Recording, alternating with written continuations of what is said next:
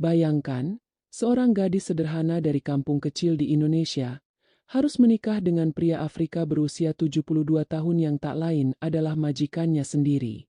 Malam pertama, ia menemukan sesuatu yang benar-benar di luar dugaan, membuat hidupnya berubah selamanya. Assalamualaikum warahmatullahi wabarakatuh. Halo sahabat 1001 kehidupan. Apa kabar kalian semua? Semoga selalu sehat, dimurahkan rezekinya, dan selalu dalam lindungan Allah Subhanahu wa Ta'ala. Amin. Jangan lupa untuk subscribe, like, dan share channel ini, agar semakin banyak orang yang bisa mengambil pelajaran dari kisah nyata penuh haru ini. Kisah ini datang dari seorang gadis asal Indramayu, Jawa Barat. Namaku Umi Maryam, gadis sederhana asal Indramayu. Sejak kecil aku terbiasa hidup dalam kesederhanaan. Ayahku seorang nelayan tua, sedangkan ibuku hanya ibu rumah tangga yang kadang membantu tetangga membuat kue untuk menambah penghasilan. Sebagai anak sulung dari 4 bersaudara, aku merasa punya tanggung jawab besar. Setelah lulus SMA, aku tidak bisa kuliah karena biaya. Sementara adik-adikku masih butuh biaya sekolah. Dari situlah aku memutuskan untuk merantau ke luar negeri. Awalnya ibu menolak, tapi ayah hanya menatapku lama, lalu berkata pelan, "Jaga dirimu, Yam. Ingat, kamu bukan hanya bawa nama keluarga, tapi juga nama kampung." Kata-kata itu selalu terngiang di kepalaku. Hari keberangkatan pun tiba. Itu pertama kalinya aku naik pesawat. Saat mendarat di Dubai, mataku terbelalak melihat gedung-gedung tinggi menjulang, lampu kota berkilauan, dan jalanan yang begitu modern. Aku terpesona, tapi juga sadar, aku bukan datang untuk berwisata. Aku datang untuk bekerja. Aku ditempatkan di rumah seorang pria tua asal Afrika bernama Emir Abdul Joseph, seorang pengusaha kaya berusia 72 tahun. Rumahnya sangat besar, bagaikan istana, penuh hiasan mewah. Tapi justru karena itu aku merasa kecil, asing, dan tertekan. Pertama kali melihat Abdul Joseph, tubuhku bergetar. Sosoknya tinggi besar, kulitnya hitam legam, rambutnya sudah memutih, tapi sorot matanya tajam dan berwibawa. Suaranya berat. Setiap kali menyapaku seolah membuat jantungku berhenti sejenak. Hari-hari pertama penuh dengan rasa takut. Aku sering salah menatap piring, salah mengunci pintu, atau menjatuhkan gelas. Setiap kesalahan membuat beliau memanggilku dengan suara lantang. "Maryam." Rasanya tubuhku membeku. Namun yang membuatku heran, meski keras, beliau tak pernah menyakitiku. Ia hanya menatap lama, lalu memberi peringatan singkat. Lama-kelamaan, aku mulai sadar ada yang berbeda. Tatapannya padaku tidak sama dengan pekerja lain. Kadang ia bertanya hal-hal kecil yang tak pernah kutebak. "Apa makanan favoritmu?" Atau, "Ceritakan tentang kampungmu." Pertanyaan yang sederhana, tapi membuatku resah.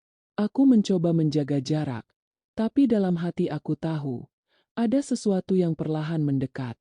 Sebuah takdir besar yang akan mengubah seluruh jalan hidupku.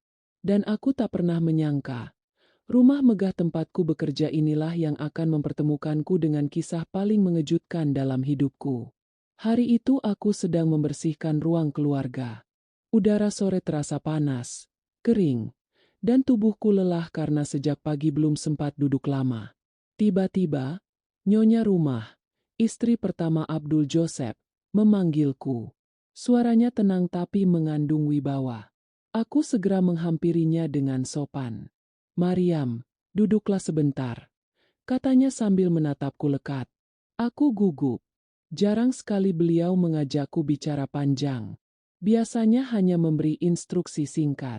Saat itu aku menunduk, mencoba menebak apa yang akan ia katakan. Beberapa detik kemudian, kalimatnya meluncur seperti petir yang menyambar hatiku. "Suamiku ingin menikahimu." Aku terkejut. Tubuhku gemetar. Keringat dingin mengalir di pelipis. Aku pikir aku salah dengar, tapi tatapan matanya begitu serius. Nafasku seakan berhenti. Maaf, Nyonya, apakah saya tidak salah dengar? Tanyaku dengan suara bergetar. Beliau mengangguk pelan. Tidak salah. Abdul Joseph memilihmu. Ia ingin kau menjadi istrinya. Dunia seperti berhenti berputar. Bagaimana mungkin? Aku hanyalah seorang pembantu, gadis kampung miskin, dan beliau adalah majikanku, seorang pria kaya, terpandang, namun usianya jauh di atasku, bahkan lebih tua dari ayahku sendiri. Malam itu aku tidak bisa tidur.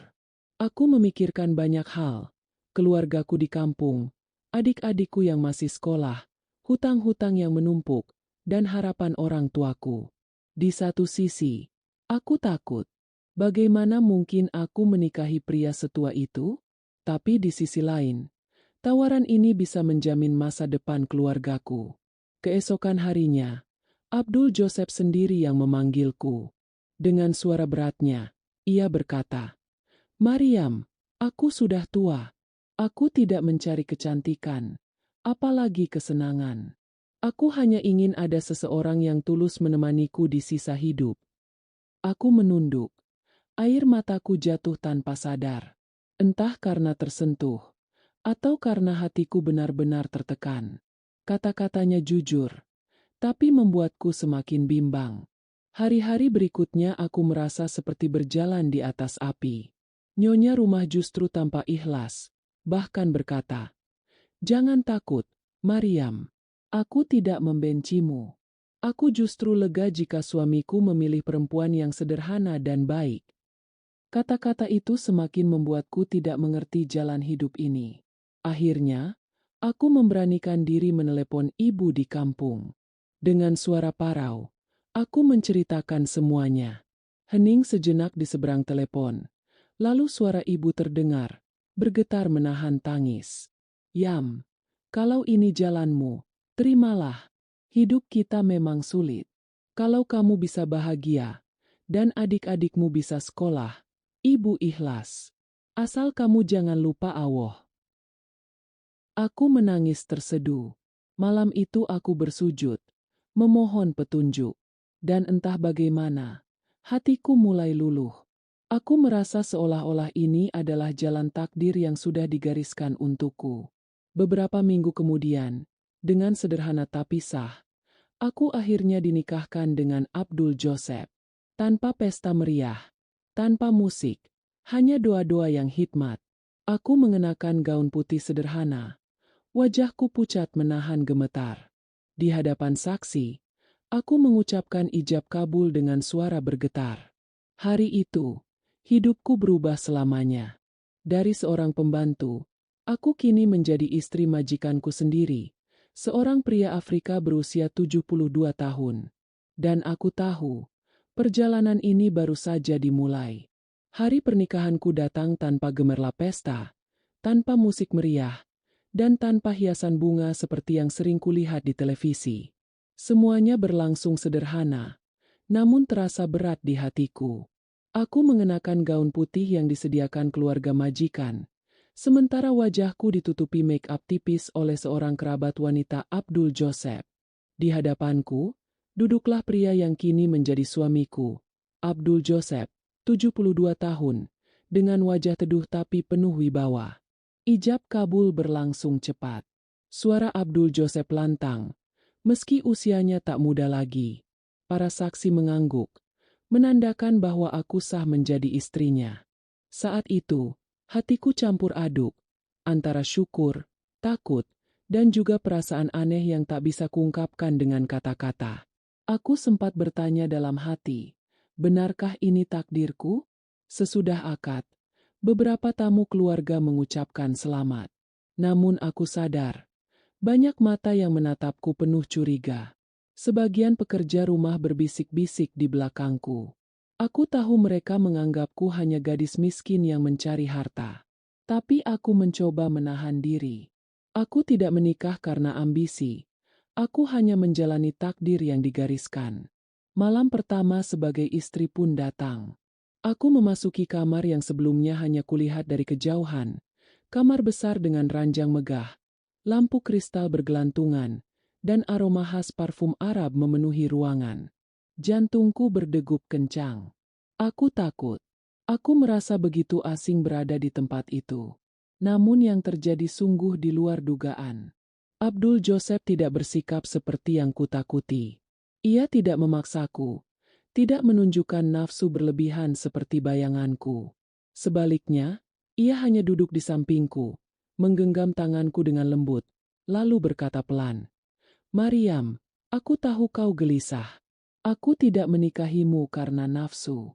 Aku hanya ingin ada seseorang yang tulus menemaniku." Air mataku jatuh tanpa bisa kutahan. Kata-katanya menusuk hatiku. Aku merasa bersalah karena sejak awal hanya mengira yang buruk-buruk. Malam itu aku tidak dipaksa melakukan apapun. Kami hanya berbicara, saling mengenal. Lalu aku tertidur di pelukannya. Rasanya damai.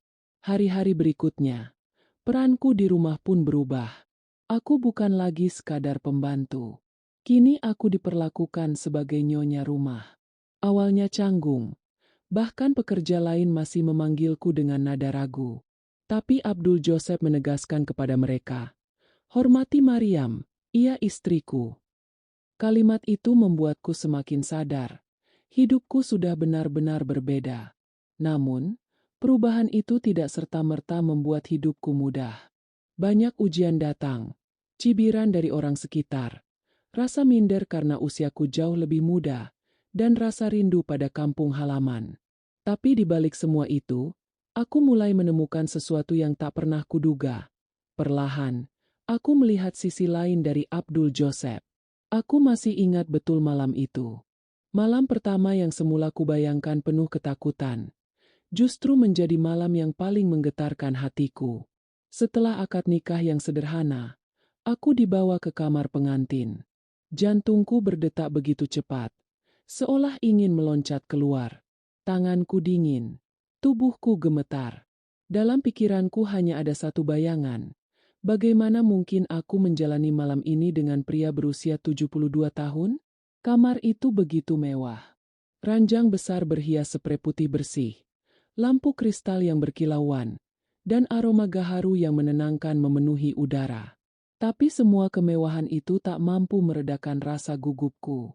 Aku duduk di tepi ranjang dengan kepala tertunduk, sementara Abdul Joseph masuk perlahan, mengenakan jubah putih. Aku menahan napas. Namun yang terjadi sungguh di luar dugaan. Ia tidak langsung mendekat atau memaksaku.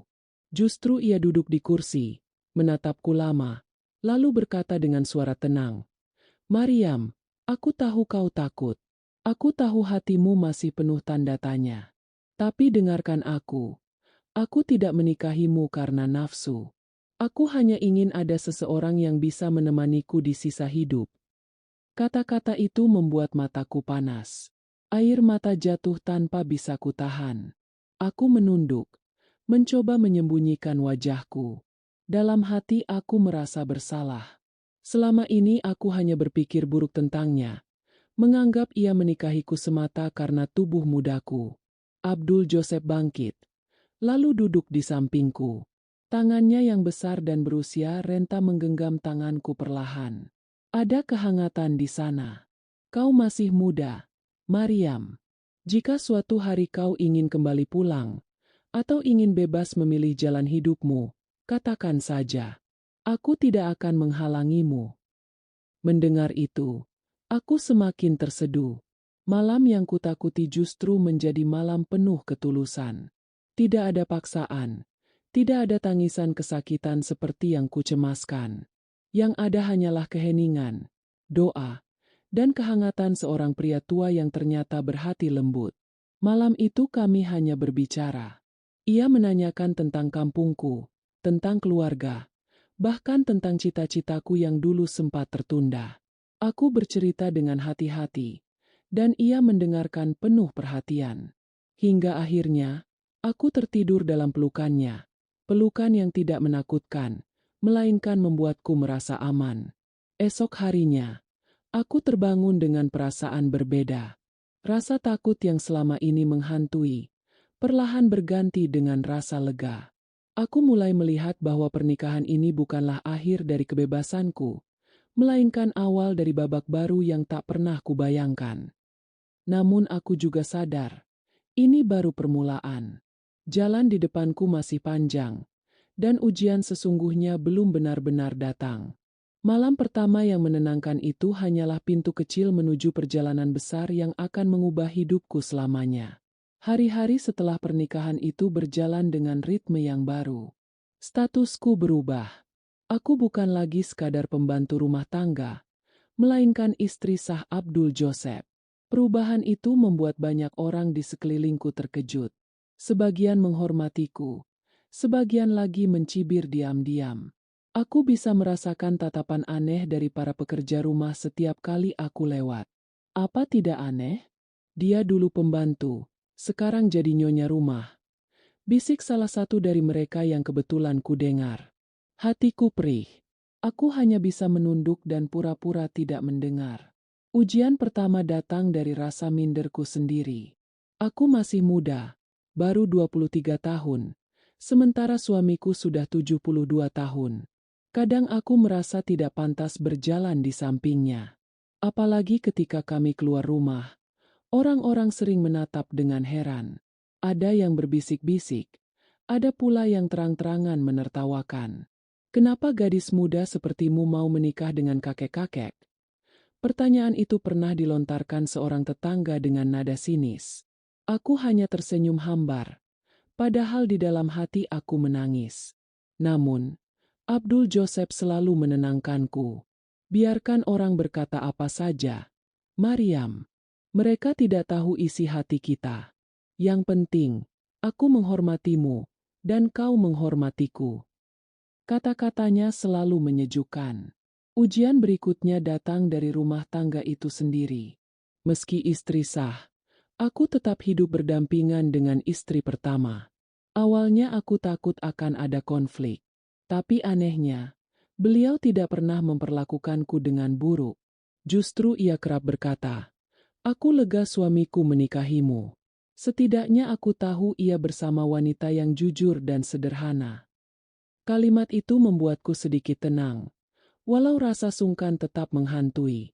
Selain itu, aku harus menyesuaikan diri dengan kebiasaan Abdul Joseph yang disiplin. Ia terbiasa bangun sebelum subuh, mengajakku sholat bersama, lalu membaca Al-Quran hingga fajar menyingsing. Kadang aku merasa lelah, tapi melihat semangatnya di usia senja membuatku malu sendiri. Dari beliaulah aku belajar banyak tentang kesabaran, ibadah, dan arti keteguhan hati. Namun, tidak semua berjalan mulus. Ada saat-saat di mana aku merasa kesepian. Abdul Joseph sibuk dengan urusan bisnisnya, sementara aku hanya duduk di rumah besar yang sunyi. Rasa rindu kepada keluargaku di kampung semakin sering datang. Ada kalanya aku menangis diam-diam di kamar, menatap foto ibu dan ayah, sambil bertanya-tanya, apakah mereka bangga padaku, atau justru sedih karena putrinya harus hidup begini? Di tengah kesepian itu, Abdul Joseph berusaha menghiburku. Ia membelikanku buku, mengajariku bahasa Arab, bahkan pernah berkata, "Kalau kau ingin melanjutkan sekolah, aku akan dukung." Hatiku terenyuh. Aku tidak pernah menyangka pria tua yang awalnya kutakuti, kini justru menjadi sosok yang peduli pada impianku. Perlahan, aku mulai menyadari bahwa pernikahan ini bukan hanya soal tanggung jawab atau nafkah keluarga.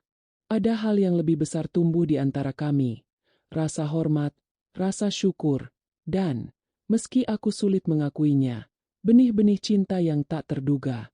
Namun, aku tahu ujian belum selesai, karena hidup selalu menghadirkan kejutan, dan aku bisa merasakan badai berikutnya sedang menunggu di depan.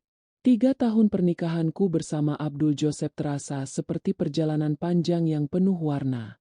Dari seorang gadis desa yang datang ke negeri orang sebagai pembantu, kini aku menjalani hari-hari sebagai istri seorang pria tua yang bijaksana. Banyak hal yang kupelajari darinya.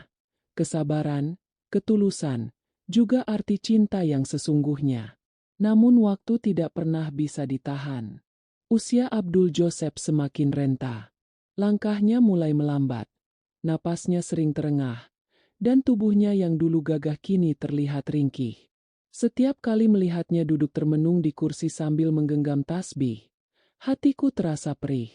Aku tahu, masa kebersamaan kami tidak akan lama. Suatu malam, ia jatuh sakit. Tubuhnya panas, wajahnya pucat, dan ia hanya bisa berbaring di ranjang.